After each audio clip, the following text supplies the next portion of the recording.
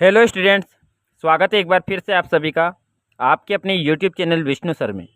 देखिए, आज की वीडियो में हम चर्चा करेंगे 8 ग्रेड अभ्यास पुस्तिका वर्ष 2023-24 में। आज हम गणित विषय कक्षा 7वीं में आज हम गणित विषय में अध्याय 3 आंकड़ों का प्रबंधन, इस अध्याय का हम संपूर्ण हल देखेंगे। इससे पहले हमने अध्याय 1 और 2 को भी हल कर रखा है और आगे की वीडियो भी आप तक पहुँचती रहेगी, तो इसलिए वीडियो को देखने से पहले आप सब्सक्राइब कर ले चैनल को, जिससे हमारी प्रत्येक वीडियो आप तक पहुंचती रहे। आइए वीडियो शुरू करते हैं हम।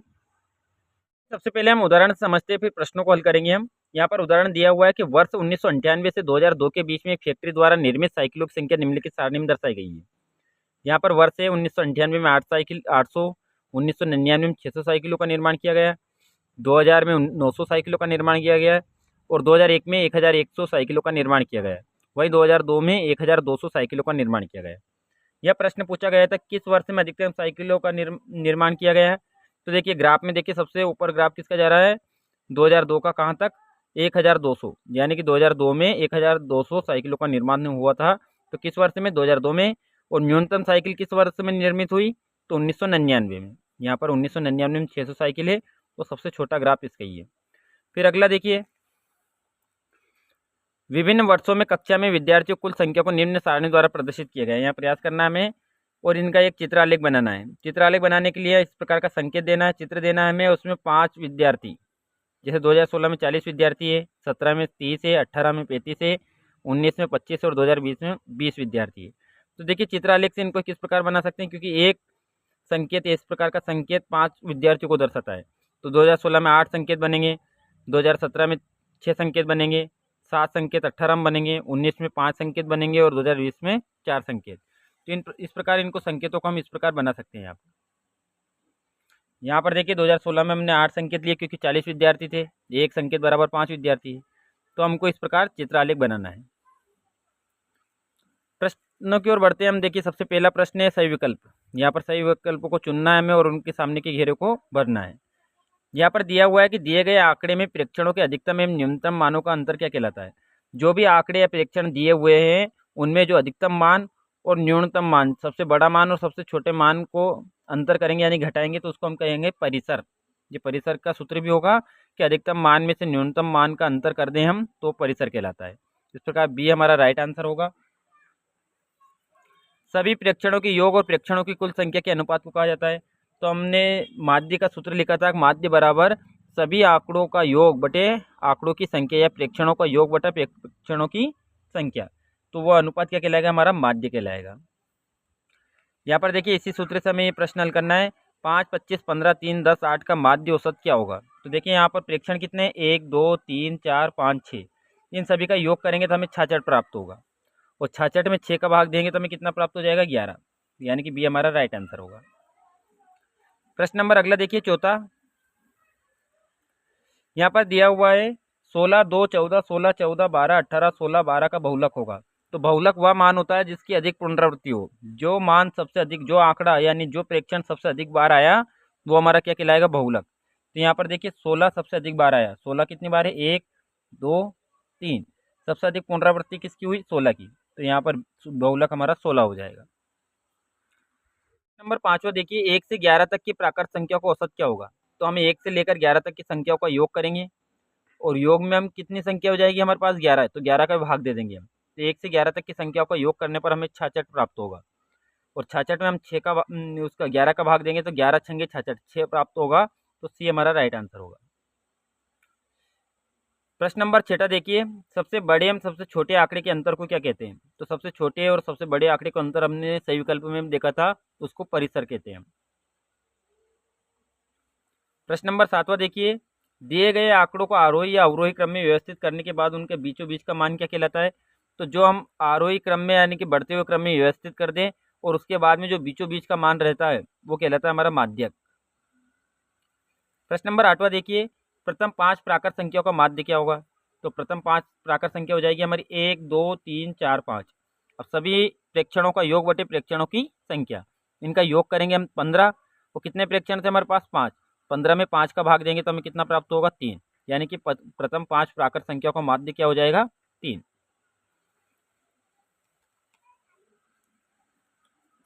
प्रश्न नंबर 9 देखिए यहाँ पर, आंकड़ों में सबसे अधिक बार आने वाला प्रेक्षण क्या कहलाता है?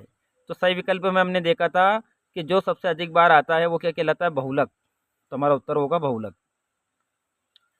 प्रश्न नंबर 10वां देखिए, सुशील 3 क्रमागत दिनों में क्रमशः 6 घंटे, 5 घंटे और 7 घंटे पढ़ता है। उसके पढ़ने का औसत समय क्या है? तो पढ़ने का औसत समय निकालना है हमें। तो देखिए वो कितने घंटे पढ़ता है? 6, 5 और 7 घंटे। तीनों का योग करेंगे और 3 का भाग देंगे हम। तो 6, 5, 7 का योग करने पर 18 प्राप्त होगा और 18 में हम 3 का भाग देंगे तो हमें कितने, 3 छंगे 18, 6 घंटे प्राप्त होंगे। यानी कि उसे के औसत पढ़ने का समय क्या है? 6 घंटे। प्रश्न 11वां देखिए, निम्नलिखित आंकड़ों का बहुलक ज्ञात कीजिए। यहाँ पर दिया हुए आंकड़े हमारे पास 13, 16, 12, 14, 19, 12, 14, 13, 14। बहुलक का अर्थ होता है जो सबसे अधिक बार आया हुआ आंकड़ा है वो हमारा बहुलक कहलाएगा। सबसे पहले आरोही क्रम में व्यवस्थित कर लेंगे। बढ़ते हुए क्रम में 12 2 बार है, 13 भी 2 बार है हमारे पास, 14 3 बार है और 16 19। अब सबसे अधिक बार जो आंकड़ा आया हमारा वो क्या है? 14। तो बहुलक क्या हो जाएगा हमारा? 14। प्रश्न नंबर 12वां देखिए, निम्नलिखित आंकड़ों का माध्यक ज्ञात कीजिए। माध्यक यानी कि बीचों बीच का मान ज्ञात करना है। तो सबसे पहले इसको किस क्रम में लिखेंगे हम? आरोही क्रम में यानी कि क्रम में। सबसे छोटा आंकड़ा 17, 18, फिर 24 है, फिर 25 है, फिर 35 है, फिर 36 है, फिर 44 है। अब देखिए सबसे बीचों बीच का जो आंकड़ा है हमारे पास, 3 मान हमारे इधर है और 3 ही इधर है और बीचों बीच का मान क्या हो जाएगा? 25। यानी कि हमारा माध्यक क्या कहलाएगा? 25। प्रश्न नंबर 13वां देखिए, एक क्रिकेट खिलाड़ी ने 8 पारियों में निम्नलिखित रन बनाए: 58, 76, 40, 35, 46, 50, 0 और 100। इन रनों का परिसर ज्ञात करना है। तो परिसर ज्ञात करने के लिए क्या करते हैं हम? परिसर ज्ञात करने के लिए हम क्या करते हैं? अधिकतम मान में से न्यूनतम मान का अंतर करते हैं। यानी कि अधिकतम मान में से हम न्यूनतम मान को घटाएंगे। यहाँ पर अधिकतम मान हमारे पास 100 है और न्यूनतम मान या सबसे छोटा मान क्या है? 0। तो 100 में से 0 को घटाएंगे तो हमें कितना प्राप्त होगा? 100 ही प्राप्त होंगे। तो इस प्रकार इसका परिसर हो जाएगा 100। प्रश्न नंबर देखिए, यहाँ पर दिया है 5, 7, 9, 1 से 6, 11 का माध्य 8 है। तो 1 का मान ज्ञात करना है। यानी कि यहाँ पर कौन सा मान चाहिए हमारा? कि माध्य अभी का 8। तो क्या सूत्र है हमारा? सभी क्षणों का योग बटे प्रेक्षणों की संख्या। माध्य दिया हुआ है, माध्य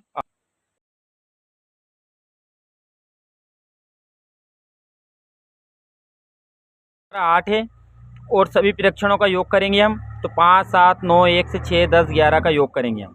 और कितने आंकड़े हमारे पास? ये 1, 2, 3, 4, 5, 6, 7। 7 का भाग देंगे। अब देखिए 7 भाग में तो इधर पक्षांतर करेंगे किस में हो जाएगा? गुणा में। तो हम गुणा में ले जाएंगे, 8 गुणा हो जाएगा। फिर बराबर या इन सभी को जोड़ेंगे, 40 प्लस x, इन x को वाली वो संख्या में ज्ञात है।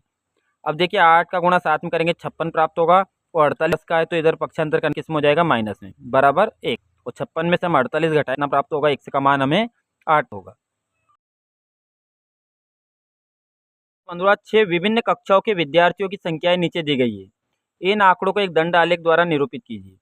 यहाँ पर कक्षा दे रखी है और यहाँ पर विद्यार्थियों की संख्या है। 5वीं में 130 है, 6ठी में 120 है, 7वीं में 90 है, 8वीं में 100 है, 9वीं में 90 और 10वीं में 80 है।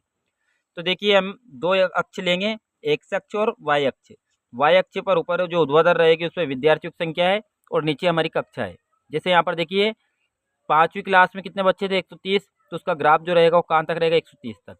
फिर ऐसे 6ठी क्लास में 120 थे तो यहाँ पर 6ठी क्लास का जो ग्राफ रहेगा वो कहाँ तक रहेगा? 120 तक। 7वीं का देखिए 90 बच्चे थे तो 7वीं का ग्राफ कहाँ तक रहेगा? 90 तक। 8वीं का ग्राफ देखिए 100 तक है तो यहाँ पर 100 तक बनाना है हमें। 9वीं का ग्राफ 90 तक है और 10वीं का ग्राफ कहाँ तक है? 80 तक। तो इस प्रकार हमें एक दंड आलेख बनाना है। तो देखिए आज की वीडियो में हमने कक्षा 7वीं में अध्याय 3 आंकड़ों का प्रबंधन इसका संपूर्ण हल किया। वीडियो अगर अच्छी लगी हो तो लाइक करें, चैनल को सब्सक्राइब कर लें। Thank you.